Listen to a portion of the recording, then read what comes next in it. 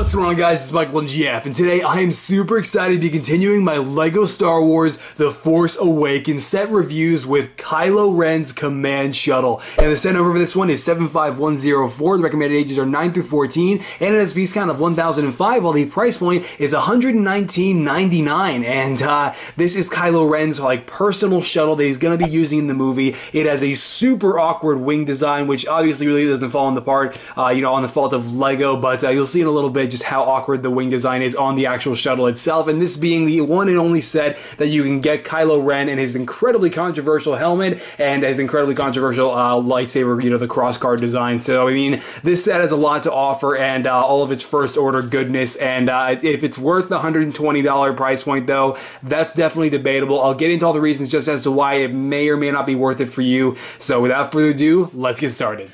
Alright, so Kylo Ren, probably the most controversial LEGO Force Awakens minifigure there is.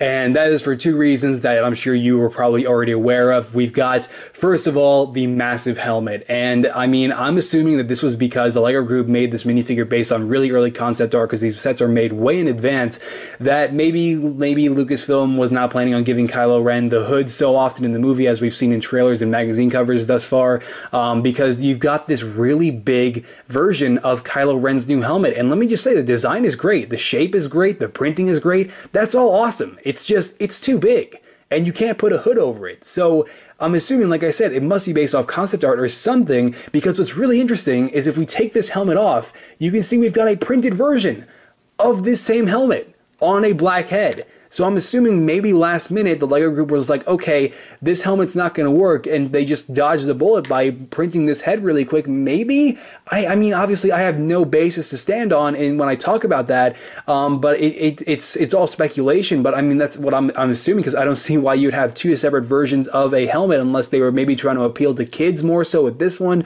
I don't know. But it's really great that we have a printed version. Yes, we don't get a, printed Adam Driver face, but it is still really awesome that we get this, and I'm so glad LEGO that they included this. Personally, I think the visor's a little too thick, and I'm probably going to thin that out with some paint later on, but it's really great. We get a printed version of the helmet, and that just really saves the day for this minifigure, because you do still have the crossguard lightsaber, though, that I know a lot of you guys don't like. It actually has a gunmetal hilt, by the way, and we do get a hood for Kylo Ren included, which is another thing. Why would they include a printed version of the helmet on a head and a hood? It's really, I'm kind of curious what happened in terms of this set's production that resulted in having two separate versions of the helmet. But if we go ahead and remove the crossguard lightsaber blade real quick, just to give you a look at what it looks like when it's outside the hilt, you can see that it's pretty much just a little stubby post, on the bottom there that the actual blade slides into the hilt with. And so I mean, it's a really interesting and cool new design for the blade. Now I know a lot of you guys don't like how it's like one solid blade,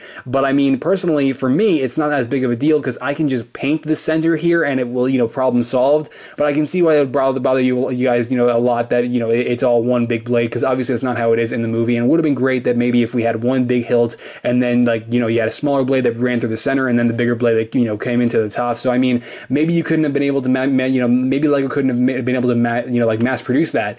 And that's why it is the way it is. Who knows? It all depends on what happened, behind closed doors for the making of this set. But, yeah, so if we go ahead and remove the hood and this really awesome printed head for Kylo Ren, you can see he's got sort of like this stubby cape going on, and this is very ragged looking. It's really cut up and worn looking, and it's really awesome. It definitely captures Kylo Ren's sort of mini cape that he's got going on in the movie, because he doesn't have a full cape. So I mean, this is great, and I think it's definitely really awesome. One of the minifigure's strong points. And then the torso and legs, very simplistic. I'm not even sure if I'm going to provide separate angles for this, because it's very simple design work, and that's totally accurate. Kylo Ren's attire in the movie is not very complex, so I think LEGO portrayed it really well here, and the same can be said for the back of the torso, continuing that simplicity.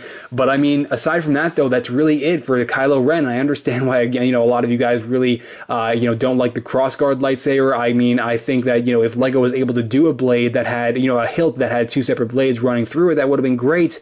But like I said, maybe it would not have worked to have been able, maybe LEGO couldn't have been able to mass produce that. and they ended up having to just make a whole new blade just to stick in a regular lightsaber hilt. So I mean, who knows what happened? But I mean, it still works for the most part. It's not that bad. I'm just going to paint the center of that probably, unless I end up using my Buddy Payton X39 Brick Customs version of Kylo Ren's lightsaber hilt. But I mean, LEGO definitely dodged the bullet by including that printed head and the hood, because man, this minifigure would have been awful and super disappointing if the helmet was all they had to offer with it. But aside from that, there's our new antagonist for The Force Awakens, Kylo Ren. Next up, we've got Domhnall Gleeson's character, General Hux, and this minifigure is also exclusive to this set, and this is also very simplistic in terms of his attire. Like, you know, you look at the torso design and the leg design, it's very simple but very effective and very accurate, and I really like the thick lines that start at the top of the bottom and then run all the way down to the knee area, right past the belt, looking super consistent, and I mean, it's overall really great and accurate looking, especially after having seen the Comic-Con photo. This looks really accurate, and the same we said for the back of the torso, like continuing that whole simplicity,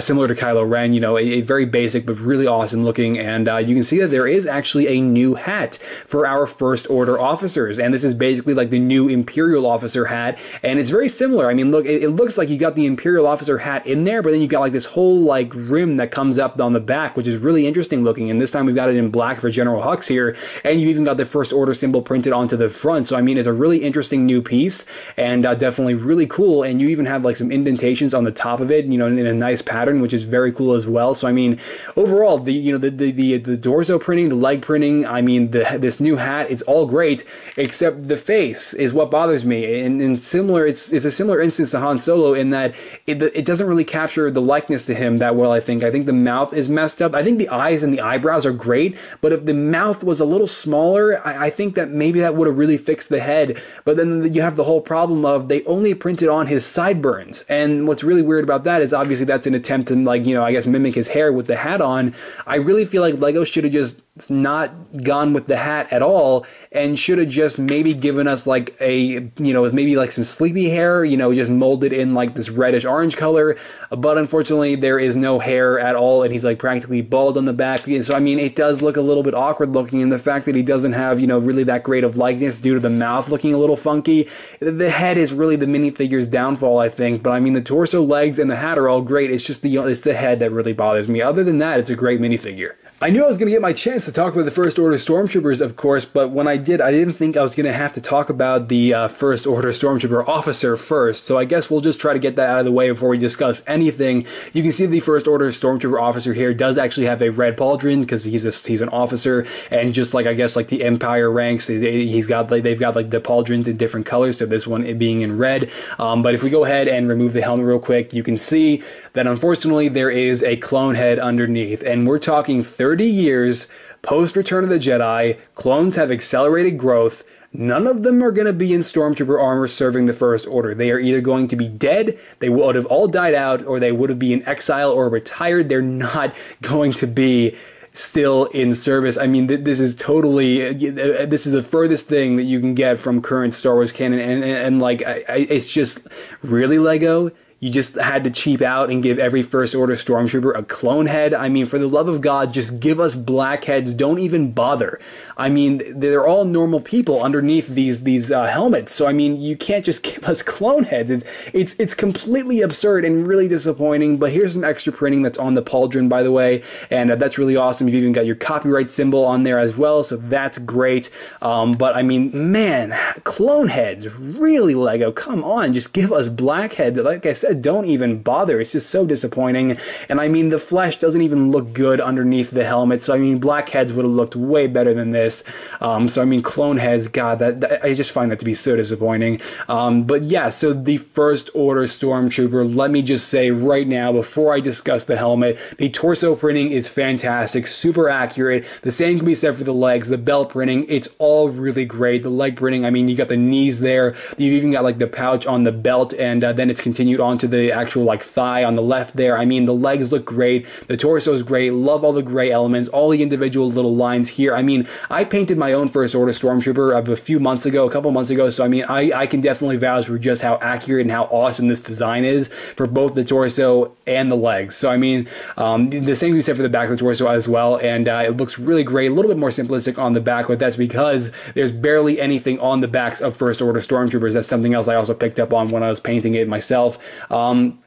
But yeah, you'll notice that the First Order Stormtroopers do also have white gloves. And I mean, there's a lot of white on the First Order Stormtroopers gloves in the film, and I totally understand why LEGO decided to go with the white gloves. Now, I don't agree with it personally. I feel like black hands would look better, and I mean, you know, it's not too big of a deal, though. I'm sure you probably have some extra black hands lying around that you can probably give your First Order Stormtroopers, and I know I do, so I'll probably be doing that afterwards and ordering some black heads on Bricklink to really make sure these minifigures reach their full potential, because the helmet is what really tops them off. The new First Order helmet, the First Order Stormtrooper helmet, is amazing, and it's really smooth looking, very simplistic as well, because these are based off of Apple technology, by the way. If you didn't know, that's what First Order Stormtroopers designs are based off of and inspired by. And LEGO just nailed it with this new helmet piece. My God, is it fantastic. I have zero complaints. I think it looks amazing. I really wish there was a black head underneath so you didn't see that like flesh tone exposed from that freaking crappy clone head that's underneath there. But the printing work on the First Order Stormtrooper helmet is amazing and so detailed. Absolutely love everything about it. The ventilation, the little like I guess the light that's on like the front of the helmet there on the right corner. I mean, you've got it all. It's all so consistent and so smooth and really perfect looking. I have zero complaints with the new First Order Stormtrooper helmets. I think they're amazing and just make for such a great infantry minifigure, and I can't wait for hopefully a battle pack next year, you know, with the winter lineup, hopefully, so we can really start army building these, because I know I'd definitely like to have a couple dozen of the new First Order Stormtroopers, because LEGO just did one hell of a job on these, regardless of the clone head and regardless of the white hands. It's an amazing minifigure, and LEGO just really nailed it.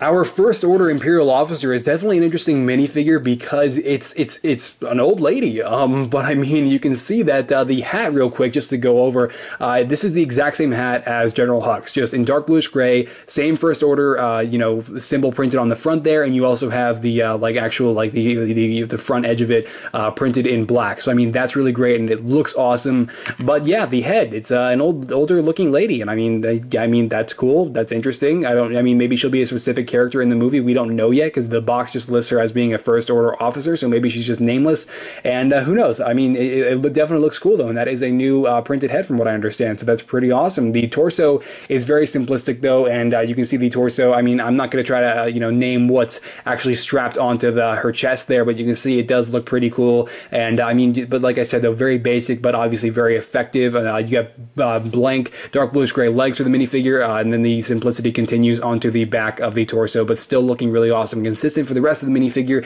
And she's got a pair of white macro binoculars, so I mean, that's cool. But aside from that, that's really it for our first Order officer that I'm getting to talk about. So yeah, there you go. Our First Order crew members are continuing the simplicity of the First Order minifigures, and the torso, very basic gray lines, but still very accurate, I'm sure, and the exact same thing can be said for the back. There's really not a lot to talk about, but I do wish that LEGO would have brought back the Death Star Trooper legs from the 2014 set to give to minifigures such as this. I mean, even Finn, I feel like, needed them, because these are a great design for blank legs, and it's just, they looked great on the Death Star Troopers last year, and I feel like if LEGO was able to bring them back for the Force Awakens line, it would have been awesome, but unfortunately, I guess they weren't able to, or maybe they didn't even consider it, and the legs are blank for minifigures such as this. Very basic pistol, of course. You guys have seen that pistol before. And but the helmet, what is that? I mean, obviously this is not on the Legos part, but what kind of a design is that, Disney? I mean, what? I mean, it's cool, but what is this part? I mean, it just like protrudes out. It looks like it's upside down. I mean, I'm sure it'll be cool in the movie, maybe, but wow, what a weird design. I mean, Lego's new mold for it looks great. The entire new element that they've put together for it, I mean, it looks fine. It's just, wow, it's weird. I mean, it's just such a strange looking design, but I mean, I'm sure LEGO did a great job portraying it. I'm sure it's accurate.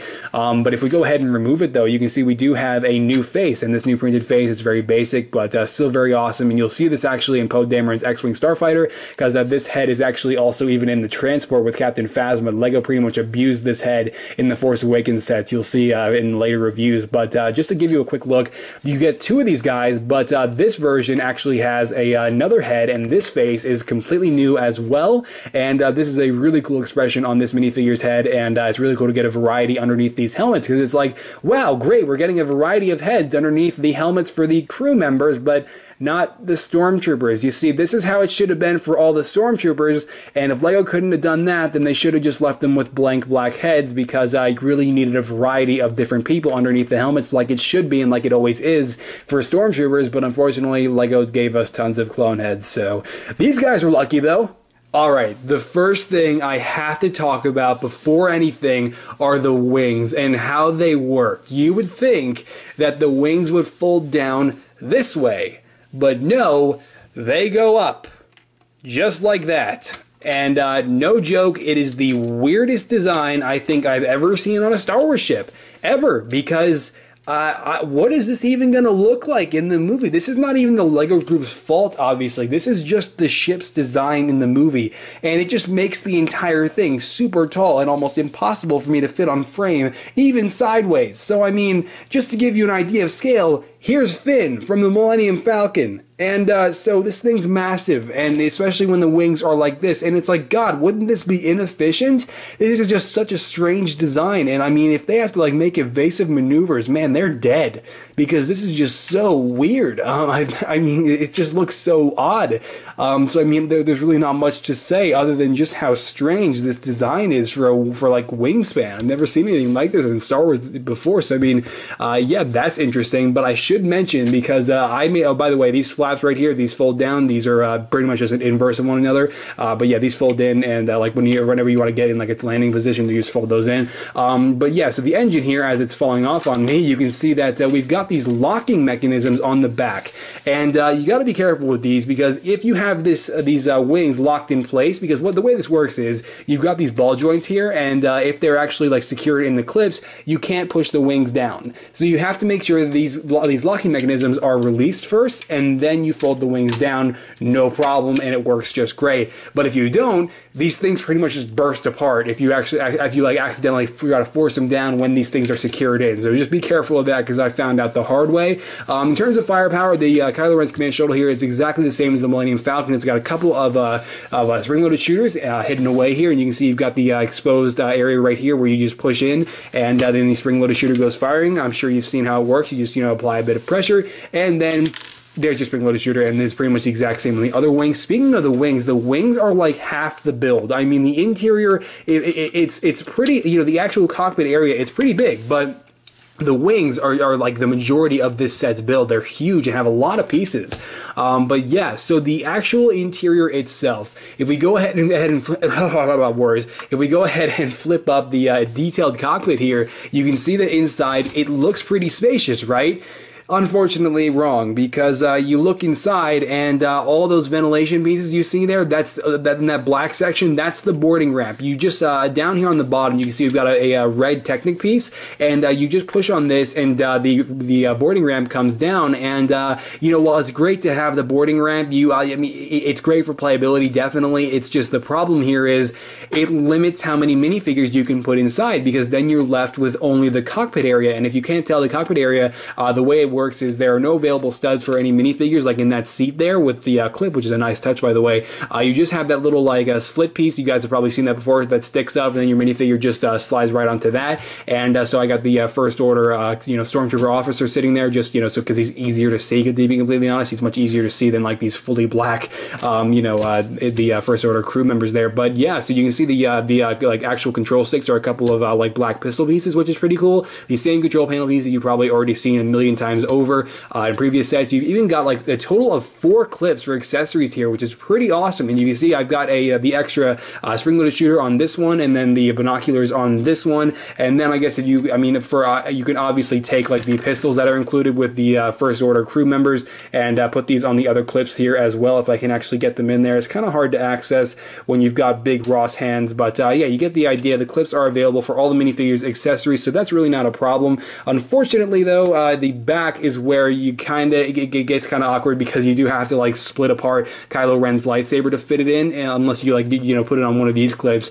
But yeah, so if we just go ahead and fold this back up, you can see the back here opens up as well with an also very nicely detailed hatch. And this is what I was talking about. The box pictures, you're supposed to take Kylo Ren's crossguard lightsaber and split it up, and then attach it like pretty much like this. You attach the crossguard saber just like that, and then the actual like lightsaber hilt, I guess I should probably like adjust adjust this a little bit so I can actually get the hilt in there.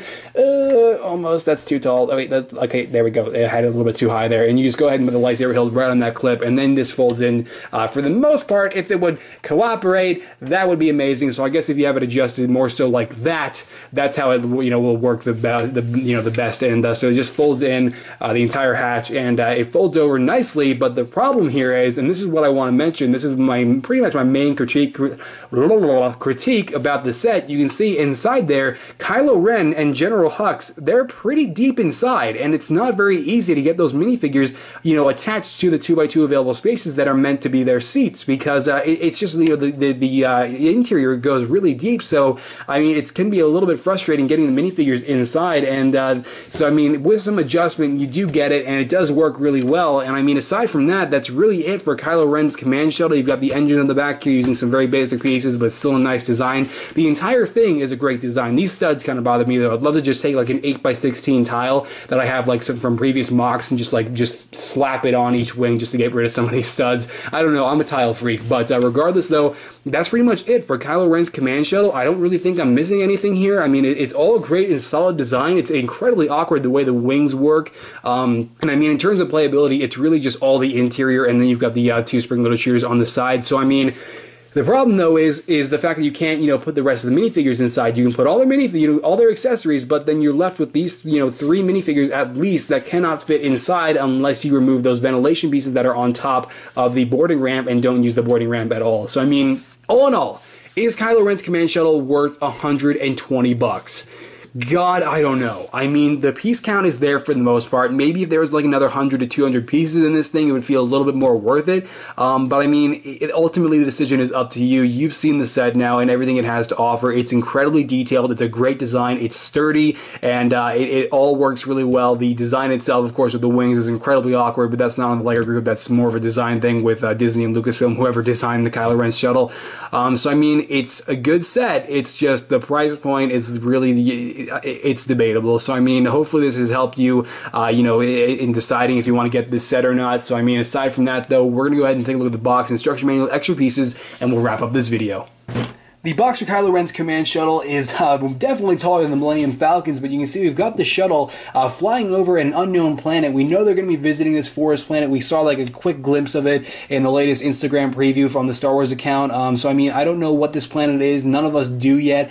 We can only speculate, but you can see that's the ship that this is the planet the ship is flying over. On the box art, we can see we do have Kylo Ren sporting the actual size reference on the top of the box, along with the rest of the minifigures included with the set. And then on the back of the box, we have all the playability features that I just went over, along with all the accessories included with this set, and a bunch of you got some blueprints right here for the vehicle as well, which is definitely pretty awesome. And then something worth noting is you can see on the very bottom here, we've got one of the crew members holding a spring-loaded shooter, and I'd imagine similar to a lightsaber holding a laser would probably be kind of hot. So I don't exactly know what this guy's doing. The instruction manual for the Kylo Ren's command shuttle, the build itself, it comes in at a total of 156 pages. So I mean, it's a pretty extensive build, but you can see toward the back here we do have sort of the same exact features that you just saw on the back of the box a second ago, and then we also have the entire rendered checklist of all the minifigures included with the first wave of Force Awakens minifigures, and cannot wait to actually get my hands on the rest of these minifigures once I unbox the rest of the sets. And Poe is an awesome minifigure. Just opened up the X-Wing actually a little bit ago, and we've got the rest of the Force Awakens line, or I guess the entirety of it. I already have the Falcon reviewed if you want to check that out. Posted that a day or two ago, depending on when I post this. But you can see we do have an advertisement for lego.com/Star Wars and all the new Force Awakens posters and downloadable stuff and all that cool things, because I can grammar. And then we've also got an advertisement for the X-Wing and the TIE Fighter in the background, so pretty awesome. And then that's pretty much it though for the rather thick instruction manual for Kylo Ren's command shuttle.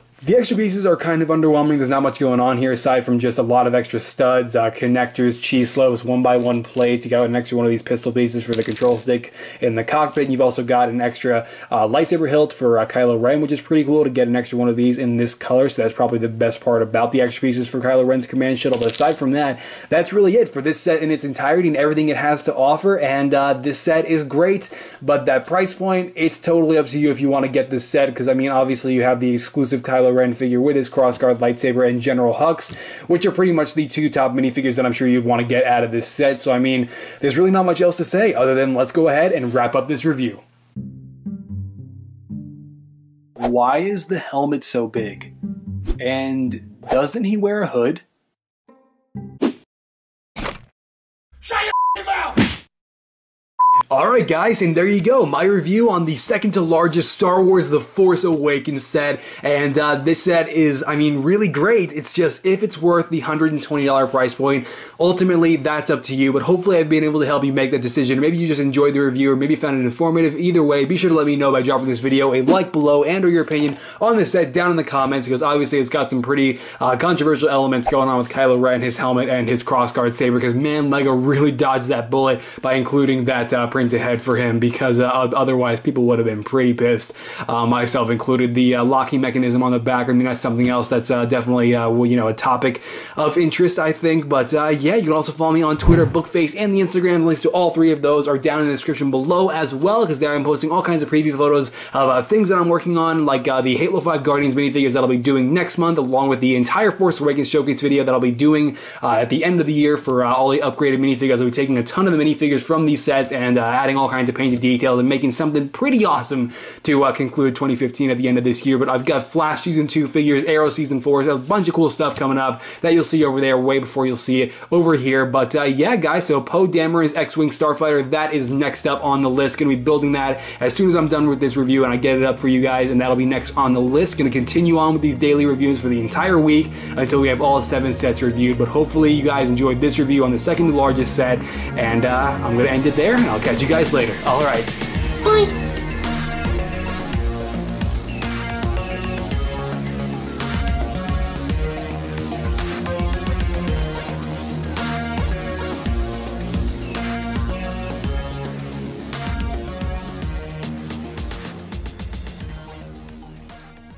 Yeah, so if you enjoyed the review, maybe found yourself inspired, this is not a showcase, Ross. Lobes, tuds,